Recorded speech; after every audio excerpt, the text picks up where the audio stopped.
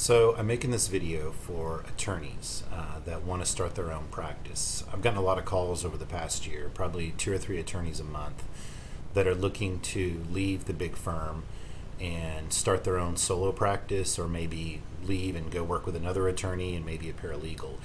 And they ask me about the internet marketing piece of things because they know at the firm they're at now, they are getting leads from the internet, but they just don't know how. And so I give them advice. I generally end up talking to them 4 or 5 times. The phone calls last an hour or two. So I figured I'd make this video, and the information would be out there so you would have it. The reason they call me is I manage Google Ads for attorneys. I don't build websites. I don't do graphic design. I don't do email campaigns or social media. I just do Google Ads for attorneys. But there's other things they end up asking me about. So I figured I'd make this video since I've talked about it so many times. So this will be a series of videos. The first video is on getting your website and getting your URL, the name of your website, your .com. And so we'll start off there. So whenever you go out on your own, you're going to need a website, right? Because when people search on Google, Yahoo, or Bing, or whatever, you have to have an online business card. So when you're buying your website, first thing you want to do is buy your URL, or your www.com. Some good ideas, some good things to do are you can include the type of law that you're going to practice in the name, and the city where you're at, or the metro area where you're at, or the state where you practice. You can also include your own personal name. So, John Smith, criminal attorney, NewYorkCity.com, something like that. Or you can even say DWI attorney, DallasTexas.com. You can leave your name out if you like, but it's good to go ahead and have the area of law you practice. Now, if you're going to practice multiple areas of law, like criminal and family and probate, or in anything like that, or business law, you're going to have multiple areas. You might say law firm, or just attorney at law in your city, or just your name, attorney at law in city, or lawyer if you're a lawyer, not an attorney, depending on your state and things like that. So that's the URL. When you buy it, you want to buy the .com, the .net, the .biz, and whenever you buy it, if you're serious about starting your own firm, go ahead and pay for it for 10 years, because I keep saying you buy it, you really are renting it, because if you notice when you go to buy it, it's going to say, do you want to buy it for 1 month and pay this much a month, or do you want to buy it for 1 year or 3 years? Buy it for the 10-year run. You don't really own it. You're going to find out there's not a lot that you own online. You're pretty much renting everything. So purchase them and pay for the long run if you want, because if you only buy it for 2 or 3 years and you have to renew, the price could go up dramatically. There are different reasons they can make the price go up dramatically, and you don't want that to happen to you. And you don't want it to expire. I've seen people not renew their URL because they ignore the email from whoever they bought it from. It's saying, hey, let's renew your URL. You only bought it for a year or whatever.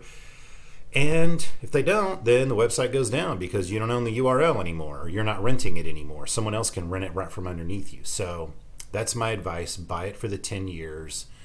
Rent it for the 10 years. They're not going to call renting. They're going to say you're buying it, but you're renting it. So the next thing is, what are you going to build your website on? Like, are you going to use a quick, easy to use tool like Godaddy or Wix? You can, if you want to get something up super fast and just DIY it and knock it out on your own. You're not going to have a lot of options or tools. It's pretty much going to be an online brochure. You want to be sure to buy the secure certificate. That's where your website starts with HTTPS and not just HTTP. So you have to have the HTTPS if you want to have a contact form that collects people's information. So that means it's on a secure server. It's more secure if you are selling packages, legal packages like, divorce paperwork or probate paperwork or trusts and wills things. Some lawyers do sell blank legal forms where people just fill in the blanks. If you're selling that, you definitely have to have HTTPS. So whenever you're doing it, have that. Sometimes you have to buy it. Sometimes you can get it for free. Depends on what the market's doing. Right now, Google can give it to you for free. You just got to go through some steps. But there for a while, you had to pay extra for it. So be aware of the HTTPS. It's a secure website. And it allows you to have people fill out a form with their name, address, and phone number, and it goes through secure servers and things like that. So when you go to have your website built, if you don't want to go the quick route, like I was talking about with GoDaddy and with Wix or whatever other hundreds of templates there are out there, I'd recommend WordPress. WordPress is going to be a long-lasting solution. Google right now reads WordPress better.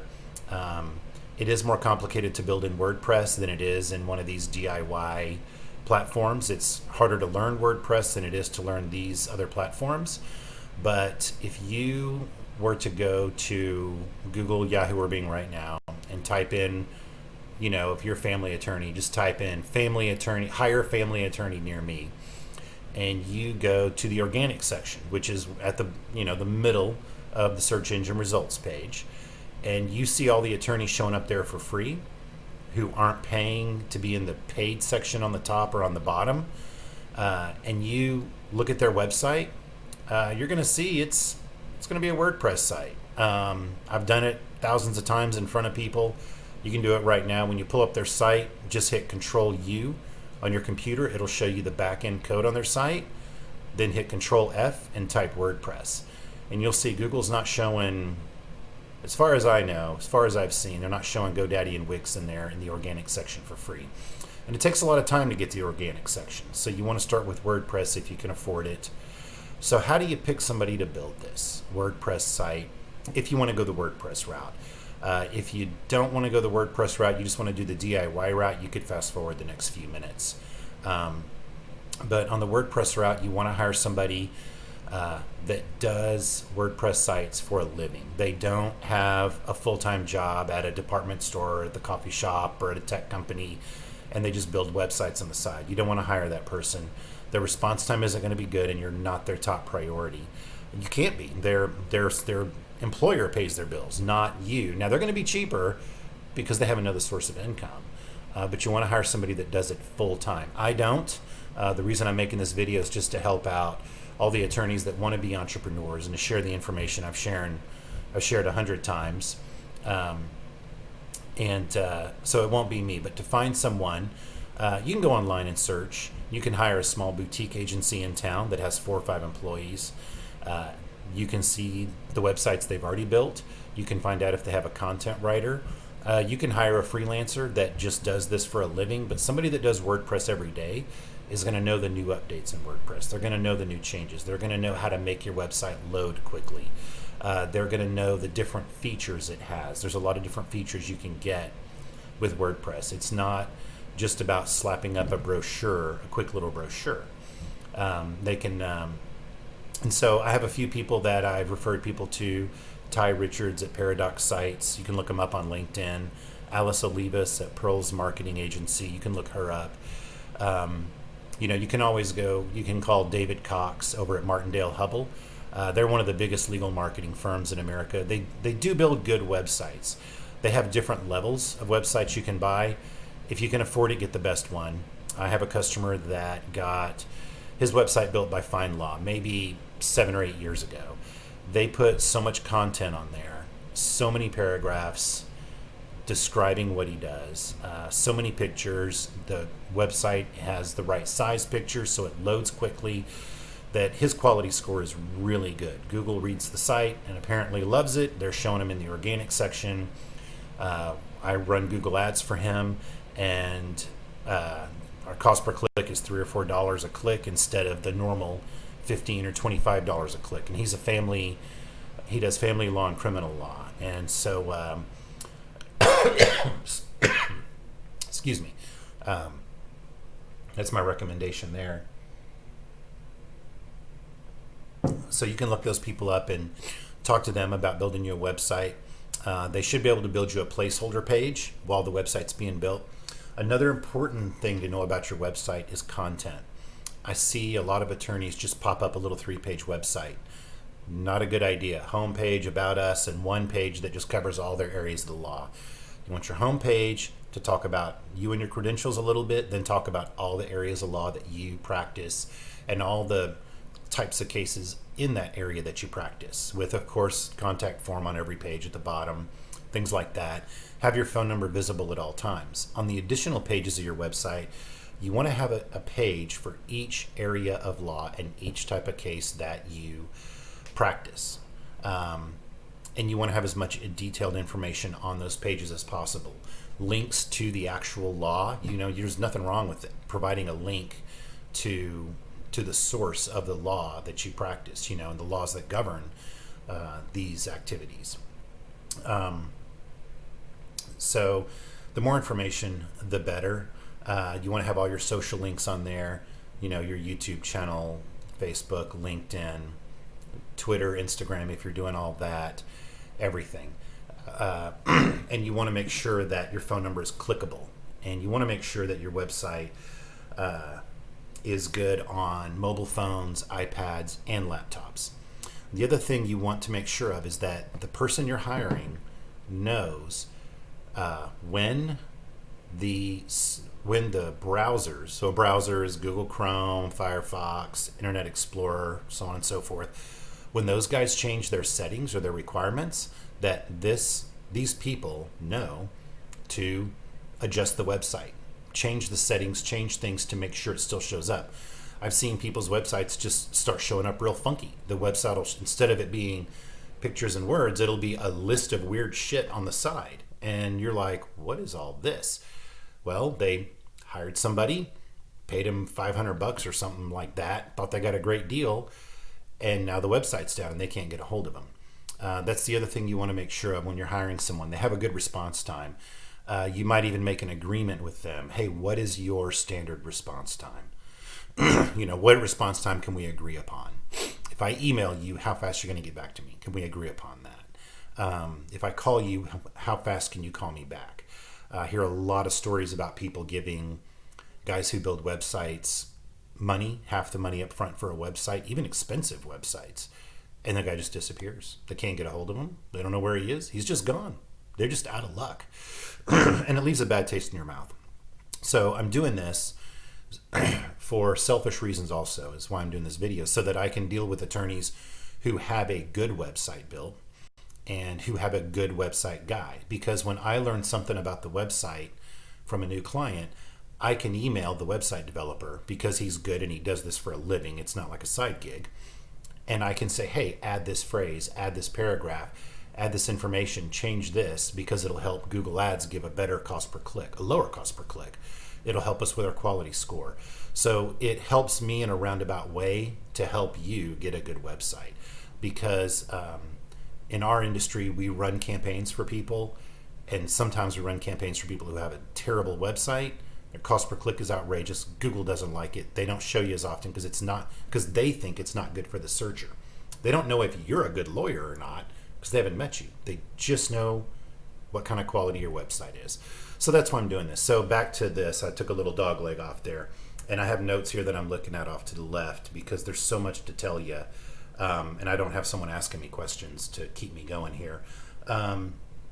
You want to look at websites they've built before. You want to be able to call at least one of their clients to get a review on what their service is like, things like that. You may be asked for a monthly fee.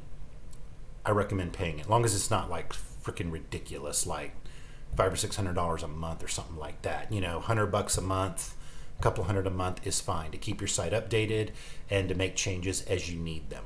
That's just a maintenance fee. That gives them a reason to answer the phone.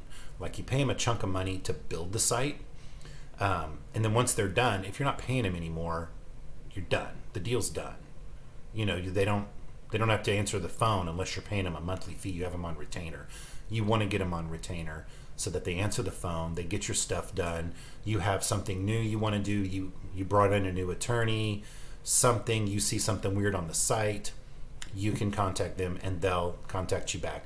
But set up an agreement up front of what their response time is going to be, just so that you have some kind of relationship boundaries, relationship rules with these people that you do business with. Ask them for references. So if you can find someone to build your site that will meet face to face, that's really the best. It's very rare. I've only met a few people that had their site built by someone they can meet face to face.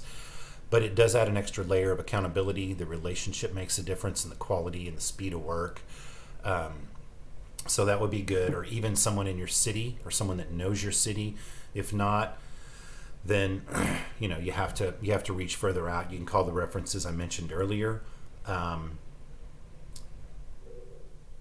Let's see. Changes, maintenance, browser changes.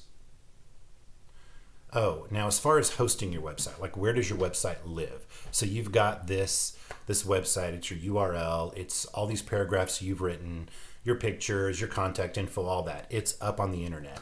But where does it live? It lives on a server somewhere, right?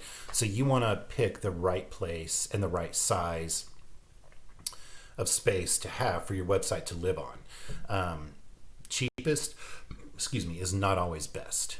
Cheapest could mean that you have very little space on the server. It could mean that if you get 2,000 visitors in one day because you wrote a blog that made everybody want to look at it, that they go, wait a minute, you didn't buy that much space on our server. We're not going to let these people in. You're paying $1 a month or something ridiculous like that. You chose the cheap package.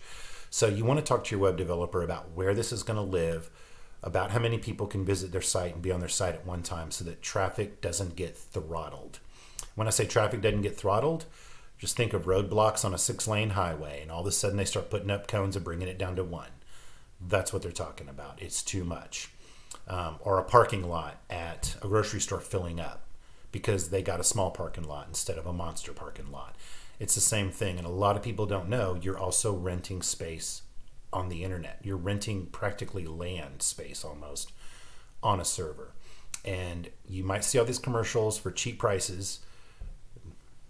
Come on, we all know what's going on. They're just getting you in with the cheap price, and they don't tell you how much server space you're getting. They're just throwing a cheap price out there. You may not even understand what you're buying. But how much space are you going to rent online? How many people do you want to come to your site every month? And I'll tell you later in another video how to control how many people come to your site every month. But you want to talk to your web developer about where he wants to put it and how much server space you have and things like that. And what type of server, shared space, your own server, things like that. Is it a server in his closet? Is it HostGator? Is it WP Admin or WP? There's some company in Austin it's been really good. What's it called again? I'm going to look it up. WP. You should check these guys out for sure. WP Engine. They're in Austin. You can hire them. Also, they do automatic updates. They keep everything updated. They make sure your site loads quickly. So you can work with them and your web developer to make sure that your WordPress site is up and running at all times. The worst thing you can do is have a terrible website and be paying for traffic to go to it. By paying for traffic with YouTube campaign or Facebook or LinkedIn campaign or Google Ads or Yahoo, Bing MSN campaign, you're paying for clicks and your website's not loading. It's the worst waste of money. I've had that happen before. So I did have a hair salon one time, and I had taught her how to do her own Google Ads. So I also teach people how to do their own Google Ads. I taught her how to do her own Google Ads, and it was working really well. She was getting phone calls every day. And this was 10 years ago. And all of a sudden, for about a week, she stopped getting phone calls. But her Google Ads is still running, but she can't figure out what's wrong. So she calls me, and I go over to her house, and she says, look at my Google Ads. And I looked at it. I said, man, you're doing everything right. Sometimes I will go and just check on my clients and spot check their work to make sure that everything is making sense. And she was doing everything right. Super smart lady, sorry. And so I said, well, let's go to Google Analytics. And I went to Google Analytics, which is a free service from Google that'll let you know how quickly your site is loading. It'll let you know all kind of stuff about the type of people come into your site, how many people came to your site, how many pages they visited. We'll go into that later. But what I found is that her site speed was about 3 minutes. So for her website to come up, it took about 3 minutes. And it should take about 0 seconds to 6 seconds for it to come up. And so I said, who are you hosting this with? So she found the name of the guys that built it and were managing it. And so we called them, and so we told them, hey, go into Google Analytics, look at this, what's going on. She spent, this much money in the past week. Website's not loading. And we even tried to load it on our phone and on our laptop, and it was loading super slow. And that really woke us up. And so this guy came up with some BS about the internet tree and local this and towers and switches and all that.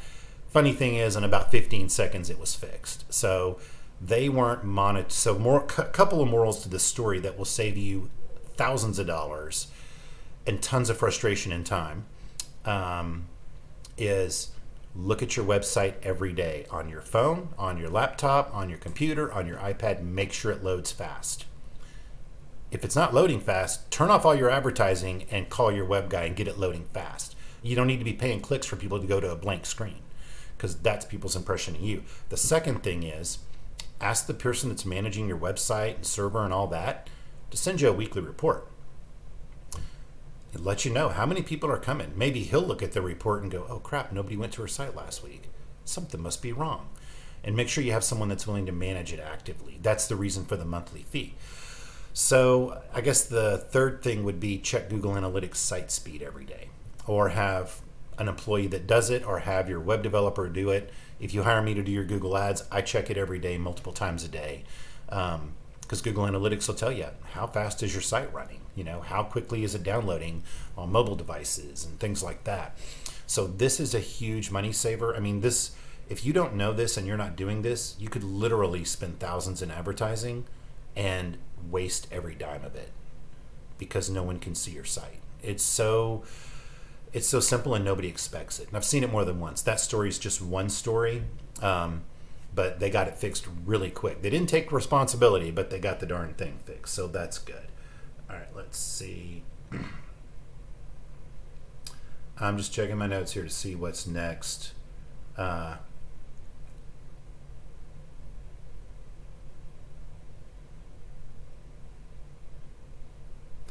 So on your site, if you are good at writing or you have somebody that can write, it's a good idea to have a blog. The blog helps you organically show up in the free section in Google, and it helps Google to have more information about you. They have spiders and bots crawling your site. The more information they have about you, the more they can understand who you are, because they can't come meet you. Blogging once a week or something is really good. Sharing stories, sharing new law, sharing your opinion on the law, sharing scenarios, imaginary scenarios, whatever, is a good thing. So if you can add a blog to your site and you can write, that's good. You can also share articles about the law from other websites on there. Just copy and paste the link on there. You're giving them credit for writing it, and then you put it on your blog. But it does help your credibility. There are people that before they hire an attorney, they go read the About Us page. Make sure that's really good. Crazy thing, but don't put a picture of your family on there. If you got a picture of you and your dog, I'd recommend that over the perfect attorney picture with the suit and tie. The suit and tie thing, it's overplayed. You can go that route if you want. If you got a dog, yes, for some reason it increases trust. There's been studies done, on people's websites. The people with dogs, they get more calls. Like instead of 1 call for every 10 clicks, they get 5 calls for every 10 clicks. The people who just have a great looking glamour shot photo of them, well, there you are looking great. That's what we expected. We expected you to look great on your website, So go for that. The search engines do like blogs. So the next thing is Google Analytics. So I'll cover that. Google Analytics is a free service from Google. You can go set up an account for free. Just go to Google and search Google Analytics, and then go in there, set up a free account. Like as your website's being built and you have your URL, set it up. Make sure you set it up so you own it. I can set it up for you if you hire me to do your Google ads. Your web developer might be able to. It takes a whopping 2 minutes to do it. Even if you've never done it before, maybe 3 minutes. And when you take the Google Analytics code and they put it on the back of your website, it tracks the type of people visiting your site, what cities they live in, when they visited, what language that Google thinks they speak, possible their household income, their age, all kind of stuff. How long they were on your site, how many pages they visited, how fast each page loads. The list goes on and on and on. But it's data you can use to figure out how to market better. I use it to figure out how to market better. I know some Facebook advertising guys, they use it to figure out how to market better. Even though Facebook has their own analytics, they still go look at that because the more data, the better, you know. So I would highly recommend having that on your site. You don't know how many people I've met that I'm talking to for the first time. They have a website, and I'm like, you know, can I see your Google Analytics to see what's going on your site right now? They're like, what's that? I'm like, okay. So that's why I'm making this video, so you can be informed about how to get it done right the first time. It's more expensive. It seems like it's more expensive, but you're just spending all the money up front instead of blowing it over 2 or 3 years of making a lot of expensive mistakes. And some of the mistakes I mentioned, you can imagine how expensive those are. So get a professional email, you know, joethelawyer@gmail.com. People aren't going for that anymore. Get a professional email address. It's like $5 or $10 a month. You know, if your website is, you know, janesfamilylawmemphis.com, then it's jane@janesfamilylawmemphis.com. It's much more professional. People know it's coming from you when you start emailing back and forth, and it just looks more professional, even if you're a solopreneur. And it's best to keep your work email separate. Already covered hosting, the monthly fee. Yeah, so if you can pay for hosting up front for 2 or 3 years at a discounted price, do it. You're just renting space again. You're renting land. You don't own it. And it's probably cheaper to pay for it 3 years ahead of time. The one thing that you can own is your content, your pictures and your words, your paragraphs.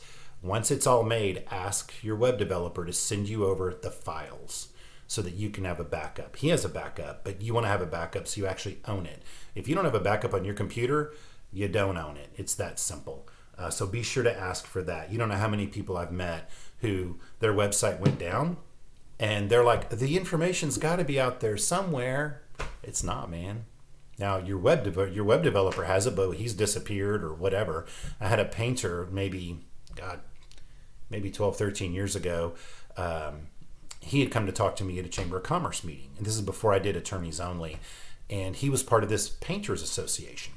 Well, some officer in the painters association built websites for everybody. And he did it really cheap because he was a painter also, and he knew what to put on there, and he had the pictures, and he could just put it together really fast for everybody.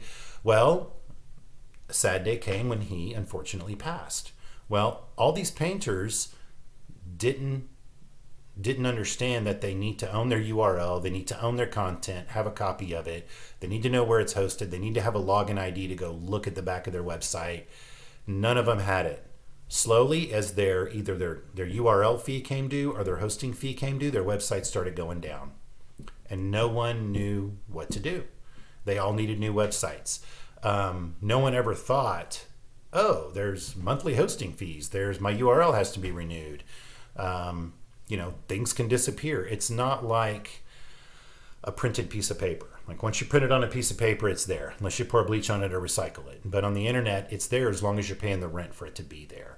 And that's a shocker to a lot of people. You don't own much that's on the internet. But if you have the files, and the file means all the pictures and content and words and everything somewhere, saved somewhere, then you can say you own it. So protect yourself. Already covered that. So that is, so a couple of more things that I've seen. I've seen people try to use a relative to build their website. The difference between a business relationship and a personal relationship is that in a business relationship, boundaries are clearly defined up front, services are clearly defined up front, and if they're not met, you can cancel, and you don't have to see that person at Thanksgiving. If you've got a family member, a niece or a nephew building your website, or your brother's uncle's cousin or whatever, and things don't go well, and they don't actually know what they're doing, or they do know what they're doing, but you still don't like it, it makes things very uncomfortable. I recommend keeping this business. I've seen maybe one or two times where a family member built somebody a website and they're actually happy with it. The rest of the time, something goes wrong, and you're mixing family with business. And in business, you can't always be as forgiving as you can in family life. But it ultimately is a family relationship making that website, and those are the rules you run by, whether you like it or not. So I'd recommend not risking your family relationship over a website. That's about it, guys. That's about all I have on websites that I can think of. It's been 30 minutes. I'm going to make another video about the next thing you do after you get your website done. If you have any questions, give me a call. I'll put my phone number down in the notes. And hopefully this helps some of you attorneys or even other business people that want to step out on your own and run your own business to have an easier time with your first website, instead of building 5 or 6 different sites over the next 5 years and finally paying for a good one and being frustrated and upset. So have a great day, and thanks for listening, and I hope this helps somebody.